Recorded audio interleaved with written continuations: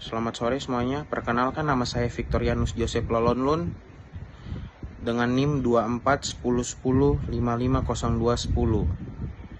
dengan topik persaingan pasar dalam manajemen pemasaran. Pendahuluan.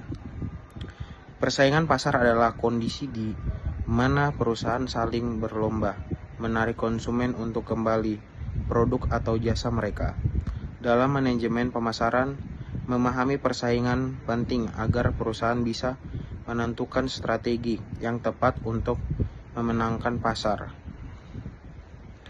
Konsep persaingan.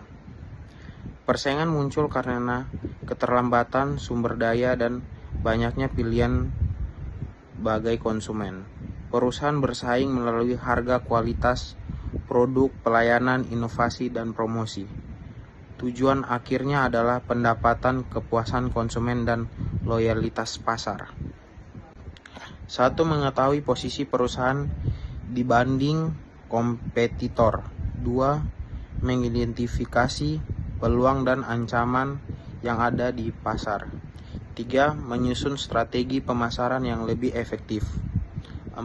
Meningkatkan daya saing melalui keunggulan kompetitif. Jenis-jenis persaingan sempurna, banyak penjual dan pembeli dengan produk sejenis. Persaingan monopolistik, banyak penjual tetapi produknya berbeda. Oligopoli, hanya ada sedikit pemain yang besar menguasai pasar. Monopoli, satu perusahaan mendominasi pasar tanpa pesaing. Persaingan sempurna. Ciri-ciri jumlah penjual dan pembeli sangat banyak, produk homogen. Harga ditentukan oleh pasar. Informasi pasar terbuka sehingga semua pelaku mengetahui harga. Contoh, pasar sayur di pasar tradisional, harga hampir sama di setiap pedagang. Persaingan monopolistik. Banyak penjual menawarkan produk berbeda meskipun jenisnya sama. Harga tidak hanya ditentukan oleh pasar, tetapi juga oleh branding, kualitas, dan layanan. Contoh, restoran, produk fashion, atau kosmetik. Oligopoli. Hanya ada beberapa perusahaan besar yang mendominasi pasar. Persaingan sangat ketat karena perubahan harga atau strategi. Salah satu pemain langsung memengaruhi yang lain. Contoh, industri otomotif, Toyota, Honda, Mitsubishi, atau provider telekomunikasi, Telkomsel, Indosat, XL. Monopoli, satu perusahaan menguasai pasar sepenuhnya tanpa pesaing langsung. Konsumen tidak memiliki alternatif lain. Contoh, PLN dalam penyediaan listrik dan di Indonesia. Analisis persaingan. 1. Ancaman pendatang baru. Perusahaan baru bisa menjadi pesaing. Daya tawar pemasok. Pemasok bisa memengaruhi harga bahan baku. Daya tawar pembeli.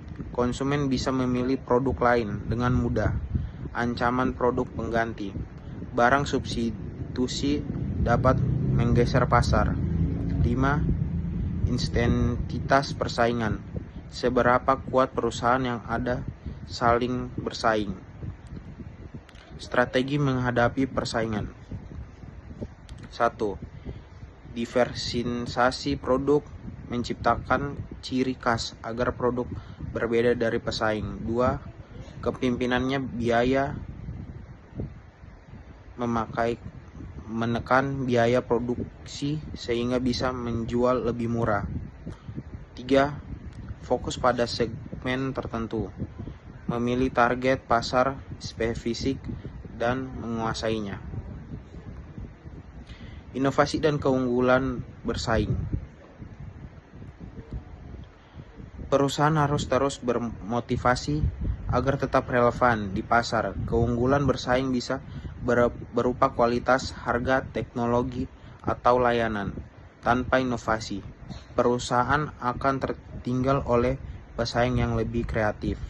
Contoh kasus persaingan, Grab dan Gojek.